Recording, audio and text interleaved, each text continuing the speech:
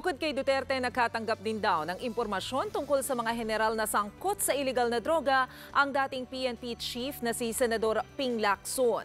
Dalawa raw sa pinangalanan ni Duterte ang inireport din sa kanya noong eleksyon. Ayaw naman niyang pangalanan ang mga ito dahil hindi kumpirmado ang impormasyon. Pero sabi niya na wala siyang dahilan para pagdudahan ang siniwalat ni Digong.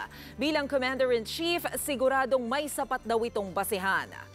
Ikinatuwa naman ng grupong anti-drugs advocate ang ginawa ni Duterte. Ayon sa chairman nito na si dating PIDEA agent Jonathan Morales, panahon na para hubaran ng maskara ang mga opisyal na sangkot sa droga. Sila raw kasi ang dahilan ng mas malaking problema. Hindi rin daw kaila na isa ang anti-drug unit sa pinagkukunan ng payola ng mga tiwaling pulis.